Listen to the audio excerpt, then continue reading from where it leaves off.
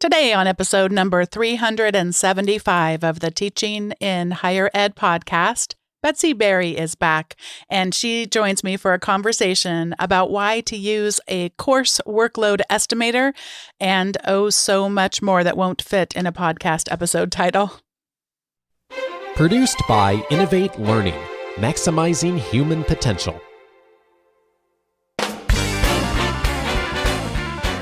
Welcome to this episode of Teaching in Higher Ed.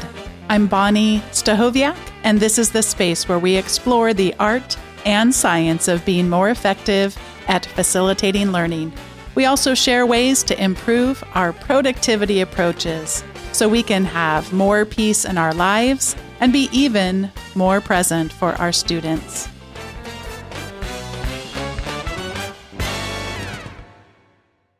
After receiving her PhD in 2009, Betsy spent 5 years teaching philosophy and religious studies at Lake Forest College, Marymount, Manhattan College, and Rice University.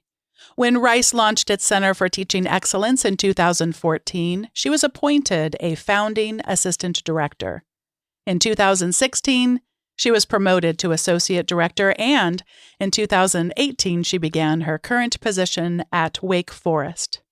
Trained as a comparative ethicist, Betsy's research and teaching interests lie at the intersection of moral philosophy, political theory, and the history of religion. Her disciplinary scholarship compares Catholic and Muslim arguments about the nature of law within diverse societies, and more recently, she has explored related questions in the philosophy of education.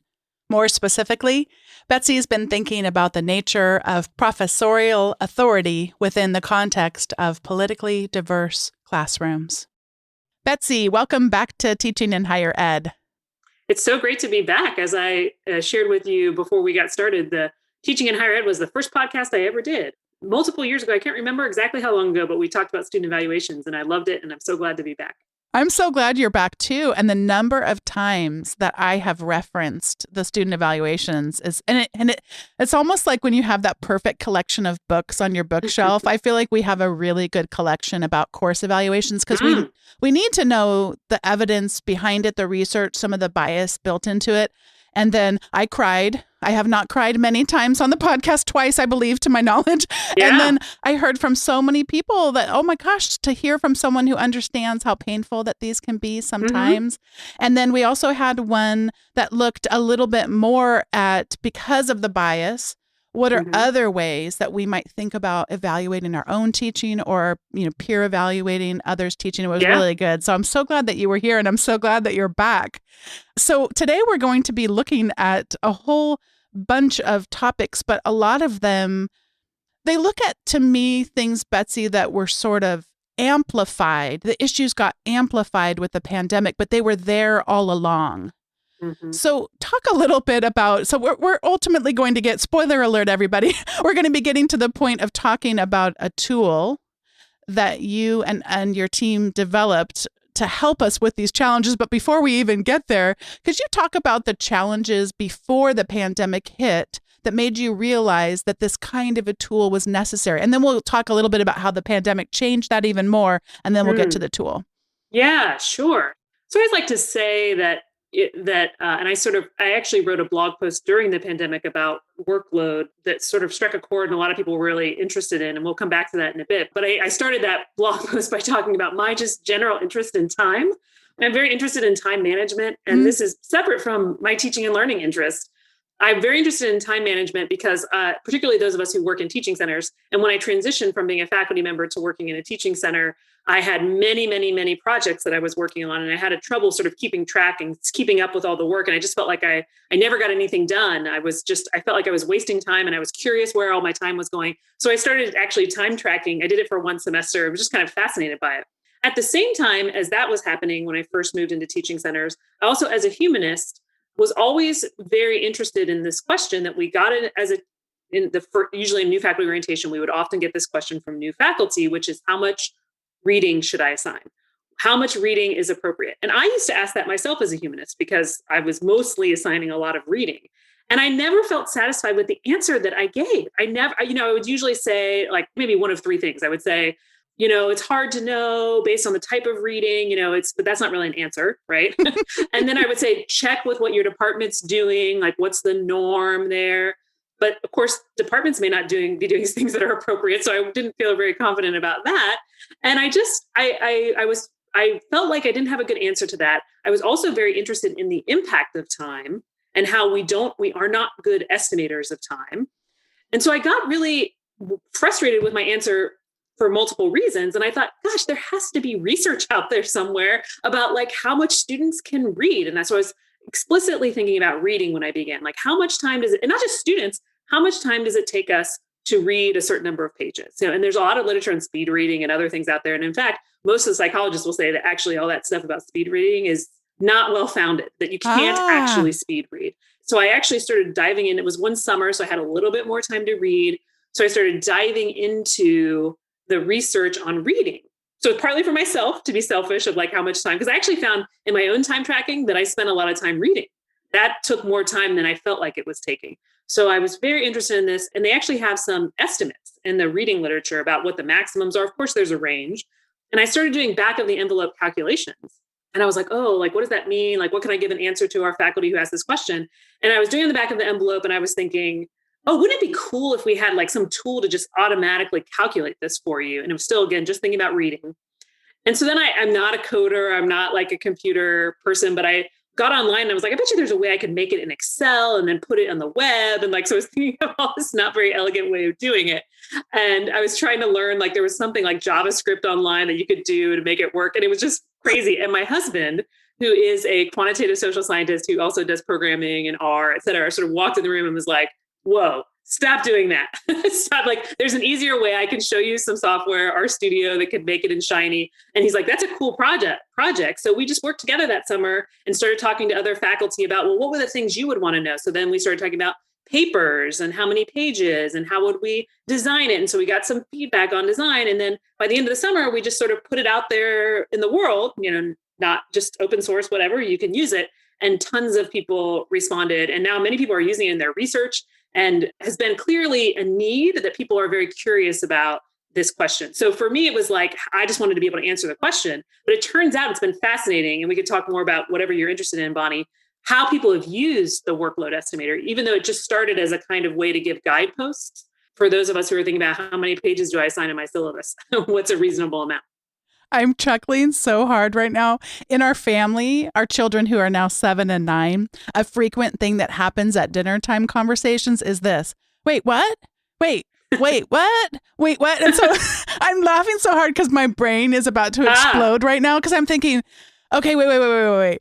Could we go back? And even though this is not about the workload estimator, but I feel like sometimes on this podcast lately, I keep becoming victim of realizing, oh, you bought into that little myth, hook, line, and sinker. Sometimes just when you think you've like escaped that as a human being, like now I won't fall for myths anymore. So growing up, a family member who I won't say who it was because I don't want to embarrass the person, but was really into the learning how to speed read. And the person does read really, really fast. I mean, sure. Unbelievably fast. So could you, before we come back to the workload estimator, which is the whole reason you're here. Yeah. No, I think it's really, so basically, of course, like we can read at any speed. So, and then I can share in the resources for this podcast, some of the sort of essential summary articles about this too, about reading in particular. Good. So we can, of course, read as quickly, and there are all sorts of ways to read quickly. But what they have found is that after a certain point, that as your speed goes up, your comprehension goes down almost perfectly.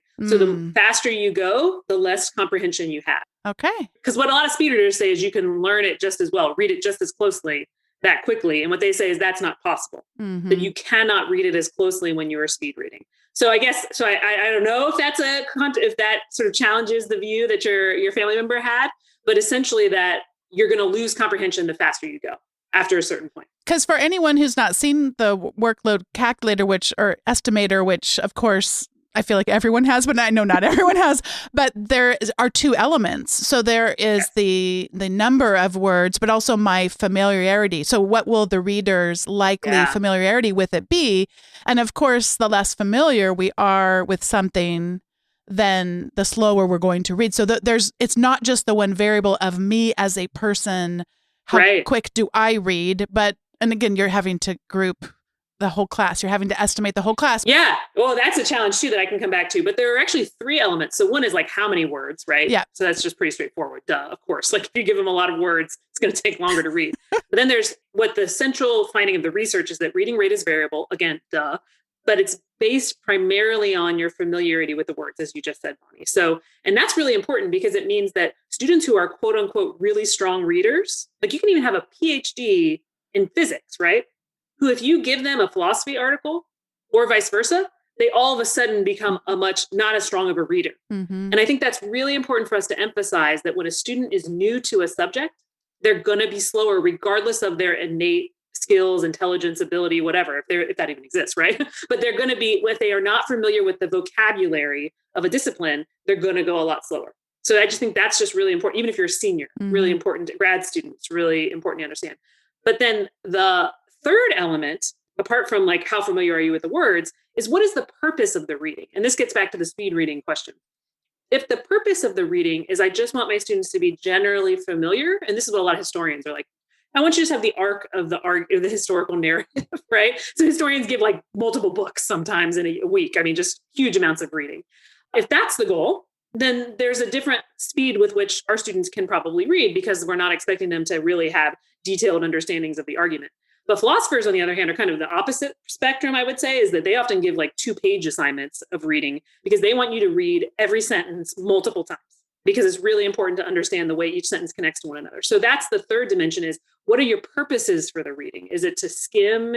Is it to just basically understand or is it to engage? Because I also want my students to be writing in the margins, to be debating the text. Of course, that takes a whole lot more time because that's not just reading, it's actually engaging with the text. So our reading portion of the workload estimator was the most complex and also the most research-based. The other stuff is much more fuzzy and like, how far it is actually, it's just really more of an estimate than the reading. The reading is still an estimate too, but it's also more research-based and more complex. And so, so speed reading, yes, of course you can read quickly, but the argument is that you're not going to understand as much as you think you do.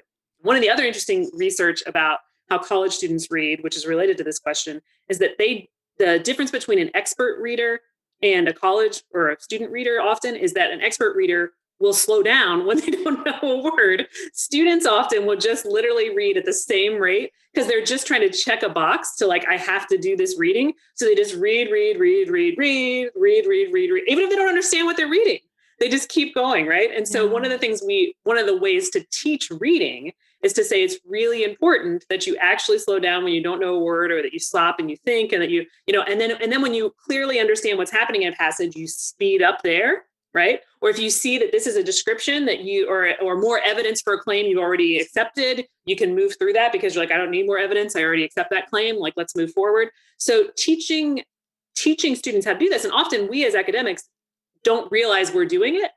We don't know our skill. It's just the expert blind spot, right? Mm-hmm. We don't realize the differences between how we read and how students read. And this is where all that research on think alouds, but read alouds, where you would ask students or expert readers to actually verbally talk about what they're thinking as they're reading. If you compare faculty members to students, it's a dramatic difference. And I think it's a cool activity. I've never done it in my classes, but it would be a really cool activity to sort of highlight the way that when I read, what I do when I read, right, versus what they do. And that's partly the engagement and other things too. But it is true that students tend to not speed up and slow down, whereas the rest of us tend to vary our reading rate as we go.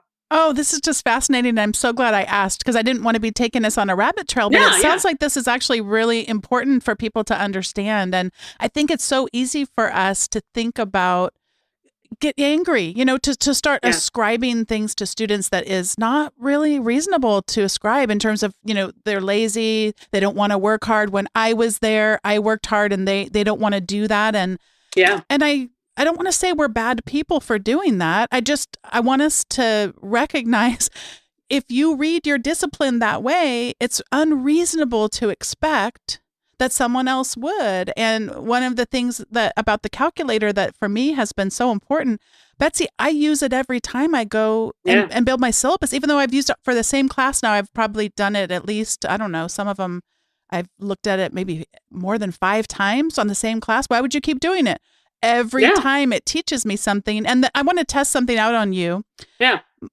I know that. So we have to be very careful anytime as researchers to be ascribing cause and effect on things. So I know this is not cause and effect, but it feels like cause and effect. Sure. It feels like the less I assign of reading, the more likely it is that they'll actually do the reading.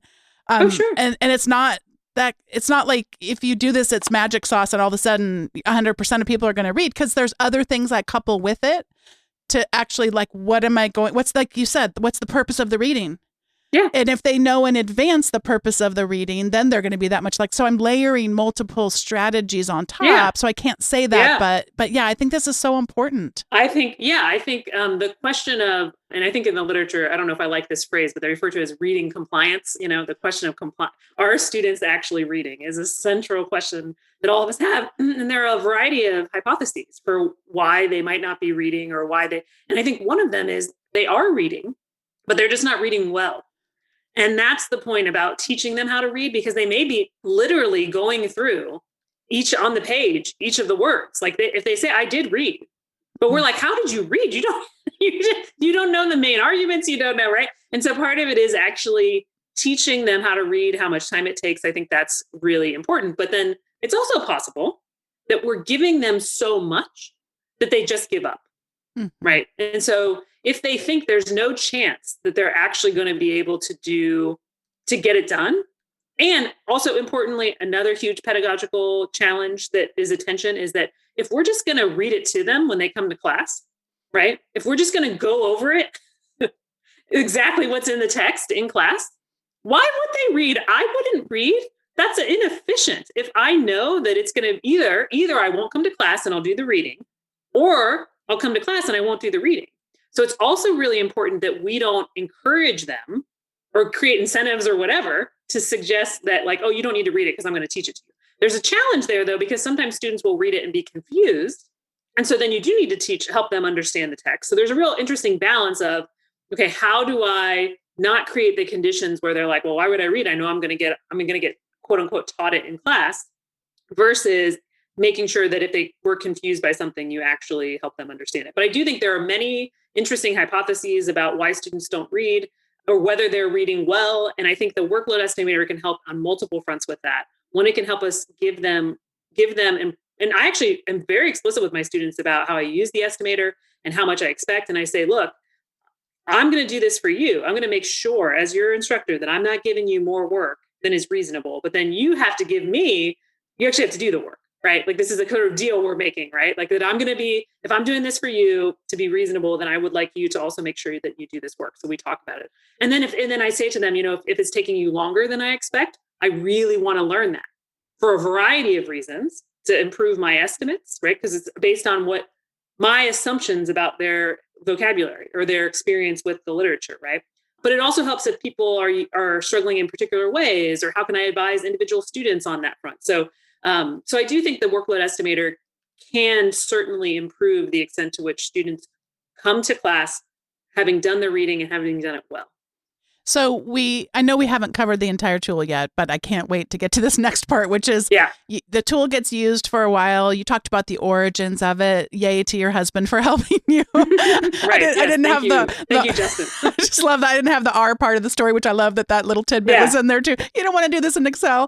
And so could you talk some about the ways in which the pandemic then had new challenges that weren't new? I'm saying that they're new.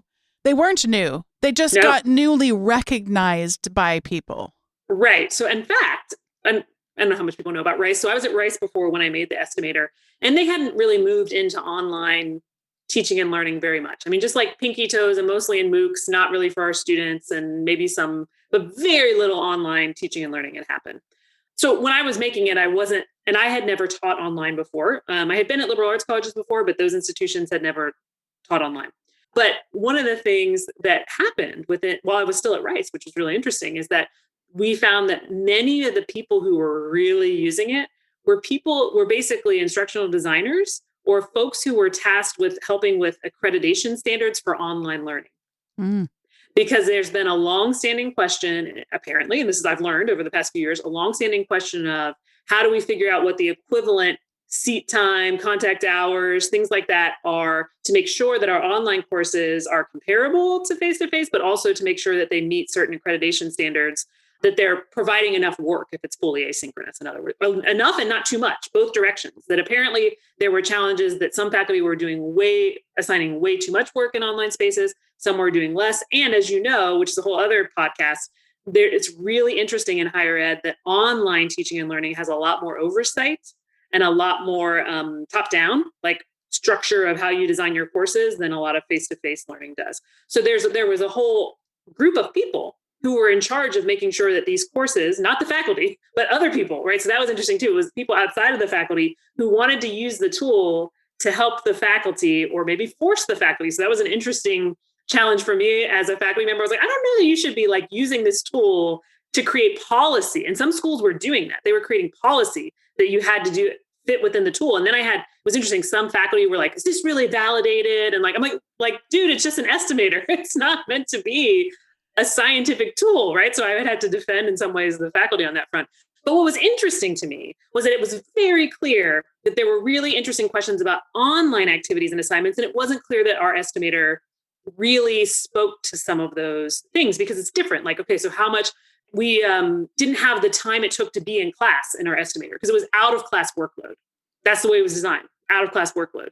But of course, with online and asynchronous work, everything's out of class. And so it wasn't perfectly sort of captured for online or out of class versus in class, also engaged, or contact hours versus non-contact hours. We didn't have anything about discussion boards or reading discussion boards. And we had long thought about, because we've gotten tons of feedback on the estimator and there are lots of ideas to improve it. But of course, both Justin and I are super busy and it's a free tool. So we're like, well, when we get to it, and then I transitioned to Wake Forest. And so just lots of moves and we didn't have a lot of time to work on it. But when the pandemic happened, it became very clear, at least at Wake Forest, because also Wake Forest hasn't had a lot of experience with online, that we should really go ahead and just try to update it for like basic updates for online activities, teaching and learning. So we worked with Alan Brown, who is our wonderful director of online education at Wake Forest, to help us think about what would be the sections we would put in there that would help us and revise it slightly to what would output to help us think about online teaching and learning. So while it was true, the pandemic sort of put the fire under us to get it done, it really is just more about making it more accessible to different kinds of courses and different kinds of delivery patterns. So the one big piece that comes to mind is, first of all of the people you've mentioned, all of the people that have used either the first version or the second version of the estimator.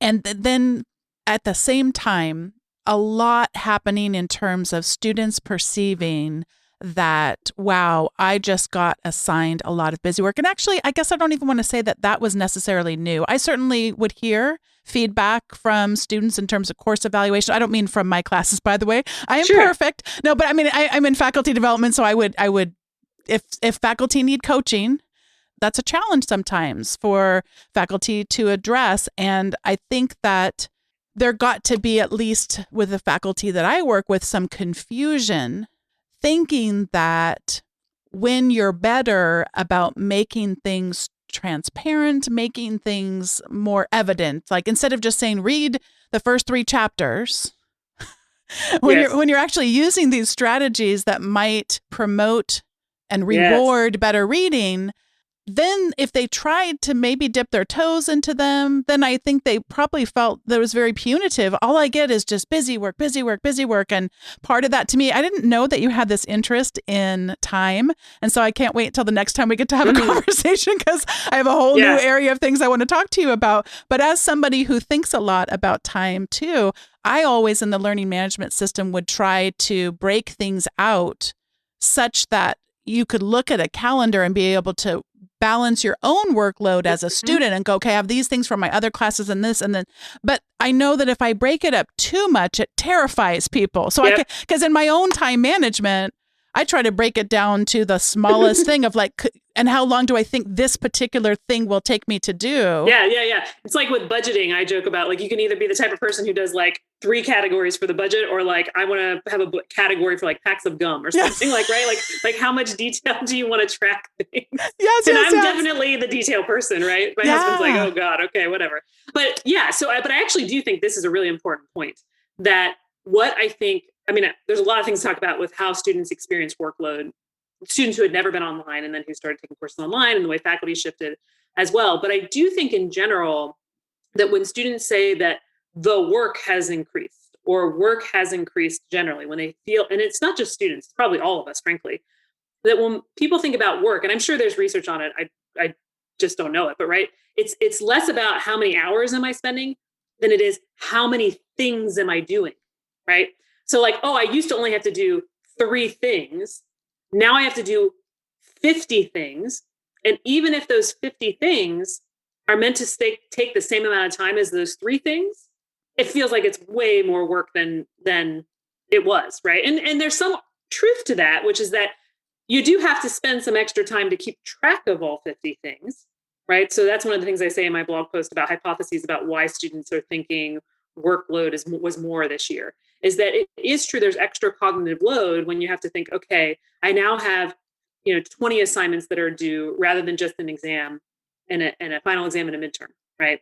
But we know that the best practice is that this is good for teaching and learning to have small assignments, low stakes. Faculty were doing that to help students, right?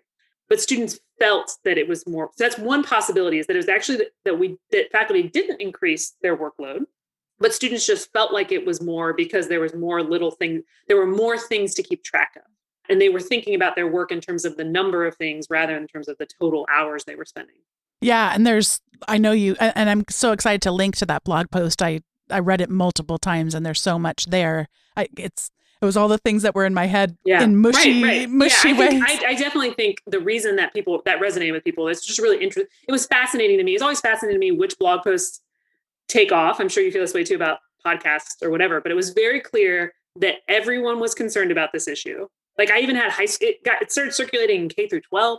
Like, so I had principals and other people messaging me. And so clearly people were very concerned about this issue. But I also think we all had some of those hypotheses in mind. And it was just sort of laying out what I've heard, all the 6. And, they're all probably partially true, but just sort of saying there's a bunch of things that are probably going on, not just one thing. And I think people appreciated, they saw their preferred one in there somewhere. So that also helped, right? Like, this is the thing that I think is really going on. But to see also, there's other things too that could be happening. And I think so much of it in my own teaching and also with faculty, I have the privilege to work alongside. Anytime we are ascribing negative attributes to students, we're going to get ourselves into trouble. So I tried to think, and I was talking with a faculty the other day who was just disappointed. She puts so much passion and work into her classes. And then she discovered that her students told her that they'll never watch videos unless they have to, quote unquote, So I was like, I was trying to help her see that this is not a reflection of them and their value that they see in her as an educator and all of this, and trying to help her. But so for me, I think, and like you, I'm on the side of more wanting to break things out. I mean, that's because time management, if you do that, you'll often think about time as a finite resource, and therefore how do I get the most out of it, et cetera. And how do I spend my time is one way to do all that. So it isn't going to help if they look at their calendar and it's just so overwhelming. Right. So I'm not going to go all the way in the direction that I would go if it was me, but I'm not going to go all the way in the direction the other way either. So it is still probably going to look overwhelming. So one of the things I'll do is I'll actually share my screen and show them, these are the things from our class that let's look at it together. Let's look at this coming week. And boy, if I saw that, gosh, there's 4 things on Thursday, but actually I wanted to tell you what those are. And one of them, I'll have them do some retrieval practice on their own, and they record it using a screencasting tool. So I'll say, see this right here? Look how quick this is going to go. In fact, the first time we're doing it, I'm actually going to have you all do it right now. So just, put yourself on mute and go do this. And it shouldn't take you more than 5 or 10 minutes because we can do retrieval practice really quick. And then so sometimes we'll actually do the little itty bitty assignment in class so that if they have questions, they can ask them. And then they can any anxiety, just came way down. Like that looked like a lot because there were 4 things on Thursday. We just did one. Now there's only 3 things on Thursday, to help them differentiate. And then of course, if you align your points, which is something that my colleague David Rhodes has really taught me, is if you align your points with an estimation of how much time it will take to teach the students about that. See that one right there is only 50 points. That's only going to be anticipated might take you 30 minutes to do it versus that one. And then they can see, oh, these aren't just stakes, 400 points, high stakes assignment. They're also an estimate of time. And by the way, this doesn't work perfectly in every type of a class, but in general, if they could look at it and have some sense of that fear could be reduced. And like you said earlier, if I think I could never do it, boy, it's a busy week, I'll never finish 4 assignments for Thursday. And instead, maybe I could finish 4 assignments. Maybe they're not that big. Instead of just giving up entirely and deciding, okay, I'm out this week because I just can't possibly do this all. Yeah.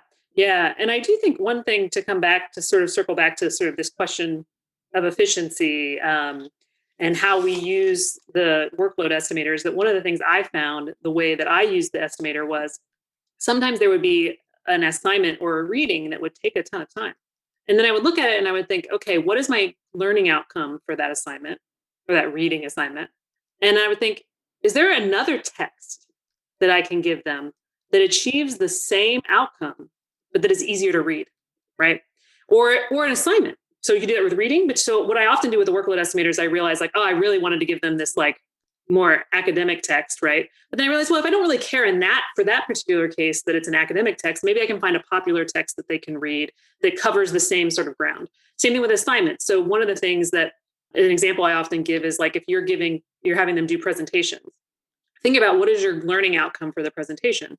If it's just sort of learning how to give a presentation, does it really need to be a 15-minute presentation? Or can it be literally a 30-second presentation where they stand and they, if it's really about the physical aspect of it and the sort of eye contact and things like that. So sort of thinking, the workload estimator can help you think through, is this activity that normally takes like millions of hours really worth it given my outcomes for the course, which is kind of related to what you're saying about balancing the points with how important that assignment is to the course, right? And so it just helps you sort of think through to make sure that those things are aligned, which I think can be really helpful too for students to see, oh, if something takes a lot of time, it's really important for the course, both in terms of grades, but also in terms of learning, right? That she really wants me to learn this.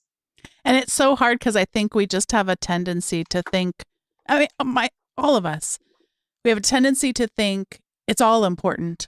So right, of course. when people start to learn about universal design for learning, then they go, well, I couldn't possibly not have it be a paper and have them do a video instead, because writing is just so essential for all of us, for all of our lives in every case. And it's, it can't be the case because college is not only 100% about writing. There are other skills that get developed. And by the way, side note, you could become a better writer even through an avenue of communicating something via video. I mean, these things overlap more than I think we sometimes realize. So that's such a good, healthy thing for us to do constantly. Why am I assigning this? What is the expected outcome? And then, how could I measure that? What does done look like in this particular thing? It's just such a healthy exercise, both in terms of calculating workload, but also just in terms of having meaningful education that actually matters. Yeah.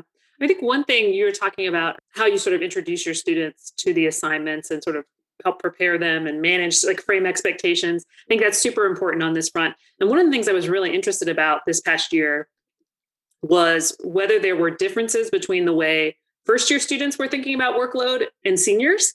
And I don't actually have good evidence on this. We collected some data, but I don't have a good sense from our data that we collected about this. But it is interesting to me to think about once students get comfortable with college, like what they're used to, like what's the status quo in terms of how much work is usually required, which that's important. Like how much work do they actually have to do well in the course? If things change on them, that's going to be obviously upsetting because they set expectations. But first-year students come in often thinking like, oh, college is really hard. Like what is going to be expected of me? So I think there are interesting questions of whether, well, at least anecdotally, we heard a lot more from our juniors and seniors who were upset about workload than we did from our first-year students. I don't know for sure about like the data on that, but it just is an interesting hypothesis because one thing that I think we should talk about maybe further is this hypothesis that has been around before the pandemic.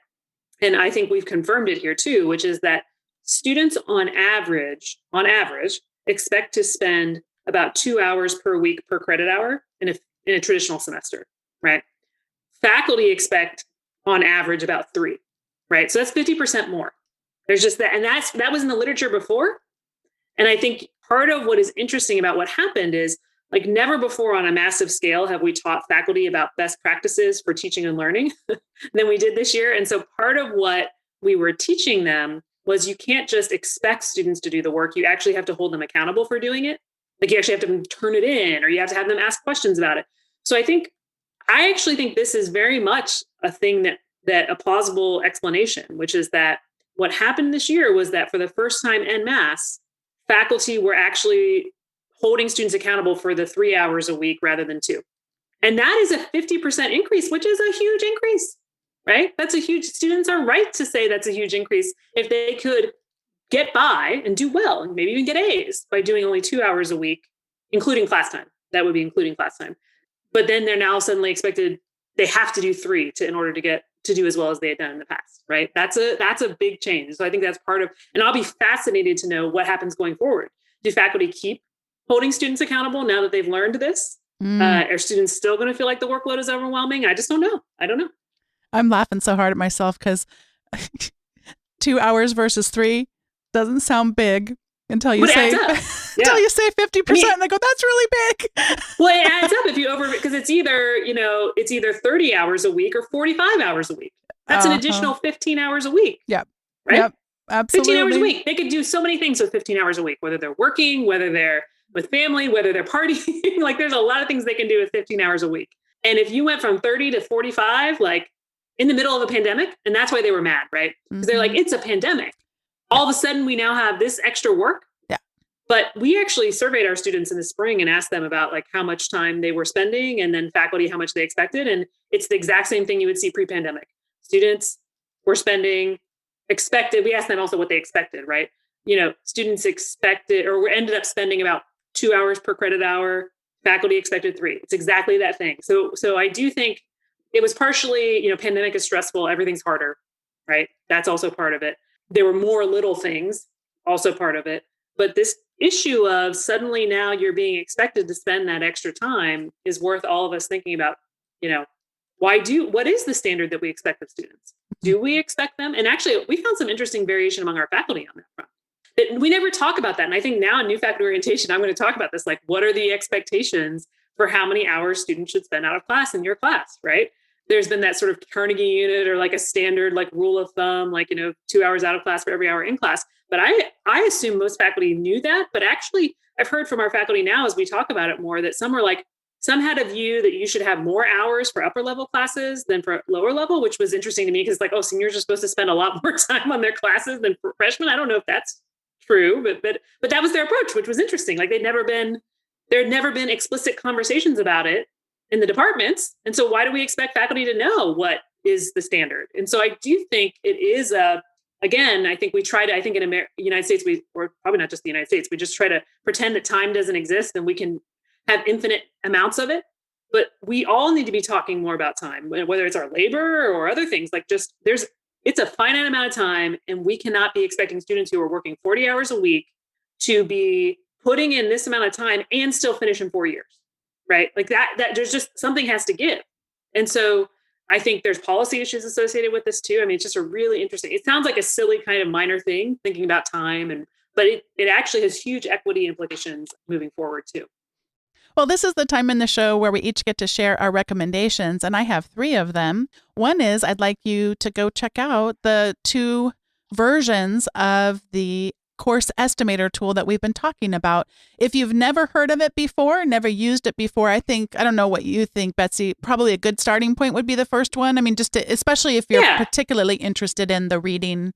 How long does it take? And there's a blog post that goes along with it, actually, that sort of introduces it that I wrote when I introduced it. So that might be helpful too, to get a sense of how it works. Yeah. So I'll link to all of this in the show notes. So I recommend that you look at the first one.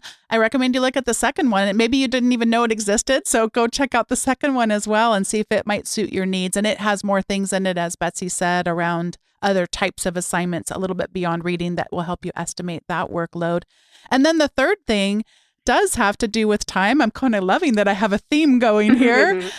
So a lot of times when people talk to me about productivity, they think that there's just like a missing, if only they knew about a particular application, like what's the best application? And then you get into like, well, do you use a Mac or do you use a PC and all that? So I'd like to introduce a general category of applications that people may not realize exist out there. And then I'll tell you the one that I'm using, but it's less interesting than just that you know this kind of a tool exists. So here's the challenge. When I am talking to someone like Betsy and she shares all of these things that are making my mind explode, and then I go to put the show notes together, in the past, it would be a pretty high friction thing. First of all, because I get so excited and I want to read every single word of every single thing that she just referred to. So you can imagine that I have to stop myself from doing that. And we've talked about before digital bookmarks so that I can kind of queue them up for future reference and all of that. But even if I disciplined myself and didn't read every word of every resource that she recommends today, I still would have a lot of laborious effort to, okay, I got to go type in the name of the thing. What is it that she just recommended? And then go copy the link and then paste it over and then do it the next one and the next one. And the more great tools that someone like Betsy recommends, the longer it's going to take me to take all of those links and those things and pass them on to others, in this case in the form of show notes, but it could be out to our faculty. I send a monthly update to them as well. So there's a really great category of tools that you can just have a bunch of tabs open on your website. So I'll have all of these links when I'm done researching and finding all the things that Betsy talked about. Then I just click on a button up on my toolbar. In this particular case, the tool is called Tab Space, but there are a lot of these kinds of link collectors. And when I do it, it brings up a set of options. Do I want to save this gazillion links all at once and close all of those tabs, which is what I want to do most of the time? There's no need to keep them open once they're captured in a space. And then it's almost like having an ever expanding list of links. So since I started doing this 2 or 3 months ago, I've got all the past episodes. So it'll say TIHE and then the number of it, and then it'll say Betsy Barre. And then if I want to go back and open them all up again, I can do that all with one. They're all saved there in this lovely, lovely tool. And then I can, once I have saved them, I can go and name the thing. And I just had a great conversation yesterday about social annotation with someone at Hypothesis. We've talked a lot about Hypothesis before. And speaking of that kind of conversation, I'm going to be able to go back and I can just click. I can share all of these links and the links will be there along with the text. I could do it as HTML. I can do it just as text. I can do it as a language called Markdown, which is what a lot of us use for plain text writing. I mean, all kinds of ways to share the information and keep it growing, be able to reference to it. So it's a nice combination with a bookmarking tool, a great way to save time. So those are my recommendations for today. And Betsy, I'm going to pass it over to you for yours. Yeah. So actually, so I came prepared with 3, but I now have a new one now that you just raised a category as we were talking about time. So if any of you are curious, some people asked me after my blog post about what software I used to time track. And I used a free free for certain levels. I've called Toggle. So it's TOGGL. And it's been, since I used it, it's been bought out by somebody else, I think, or merged or something. Maybe it's called something else like Toggle, something else, but it's pretty cool, pretty easy to do. Or just if you don't want to use that tool, use another tool. And I basically did it for a semester because of course it takes time to time track. So I don't do it now all the time, but it was a really useful thing for me to do just to get a snapshot for a semester as I was thinking about my future work balance, life balance. So in terms of the things I came prepared to talk about, sort of disconnected intentionally, sort of in some ways disconnected from our conversation we've been having. But it's somewhat related to my teaching. So when I get to teach, when I'm not leading the teaching center, I finally get a chance to teach. My background is in ethics. I'm trained as an ethicist, and I teach. My favorite course and my most meaningful course I teach is a course on sexual ethics, or the ethics of intimacy. And I haven't done it in a while, but I'm going to be doing it in the spring. And so I've been thinking a lot about those issues and reading various things. And so I have some recommendations that I think anyone who's in higher ed, because I designed that course to specifically think about not just sexual ethics broadly, but the sexual ethics of sex on campus and how our students navigate sexuality, relationships, and intimacy on campus. So I have some recommendations there. So one serious, one fun, one something in between. So the serious book, but it's just so wonderful. And Sarah Kavanaugh actually introduced me to this book. One of the best books I've read in years is called Sexual Citizens. Sex, Power, and Assault on Campus by Jennifer Hirsch and Seamus Khan, who are sociologists and a public health expert in Columbia. And they do this like multi-year ethnography, social scientific study of students at Columbia. It is about assault. There's conversations about assault, but it's not just about assault. It's actually the way they frame this as it's a book about the way in which students design their sexual projects and the way in which their communities shape their sexual projects. So it's just a fabulously nuanced, wonderful book that I'm going to use in my class for my students as they're thinking about their relationships moving forward. The fun one, if you haven't seen this on Netflix, I highly recommend the TV show Sex Education. If you haven't had a chance to watch that, so wonderful, so lovingly done. Could be a really useful thing if you have teenagers to show as well, but just to think about the nuances of sexuality that we don't often talk about and why we should talk about it. And the main character's mom is a sex therapist, which is kind of a funny part of it. And so he's like embarrassed that his mom is a sex therapist. But then in between, there just came out yesterday. So this is what got me thinking about these recommendations.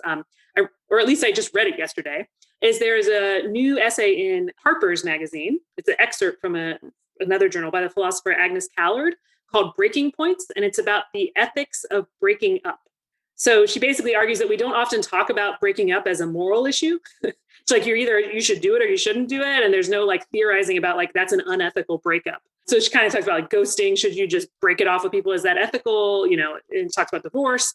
Super interesting, really funny as well, the way she writes. And so I highly recommend this. And I'm probably going to start my course with this article, but I think it's good for my students, but I think any of you will love it because it's a pretty funny, really thoughtful piece about how we think about our relationships and the ethics of relationships. Oh my gosh, I just love this. And I had mentioned that in my conversation yesterday about hypothesis, I get to have some fun experimenting with how to potentially integrate it in with this other reading service that I'm using. And I needed something fun to play with and annotate. And so you just gave me that. That's so great. It's going to help me. I'm about to take some time off coming up. And so I'm just super excited about getting to play a little bit with that as well. Oh my gosh, these are such great recommendations. I always love whenever we go way off of whatever. Yeah. Just so it would be fun, do something different, but still connected to students in higher ed. So I think your audience will be interested in it too. Oh, for sure. How could they not be? Well, thank you so much for coming back. I am now so excited that we have our next topic for the next time you come back. Yes. If I'm going to be so bold. I'm so excited about being able to explore time with you more broadly and the next opportunity. And thank you so much for spending your time with us today. Yes, I appreciate it. We love your podcast, Bonnie. Oh, thank you. I've got Hannah Stahoviak here to help me with words of thanks. Thank you, Betsy Barre, for being a guest on Teaching in Higher Ed. We're so grateful you were able to join in today's conversation. And for those of you who are listening but who have yet to subscribe to the weekly Teaching in Higher Ed update, I think you should subscribe, and so does someone else. Subscribe to Bonnie's Stahoviak's channel, also known as Mommy's channel. Head on over to teachinginhighered.com/subscribe. And thank you so much for listening.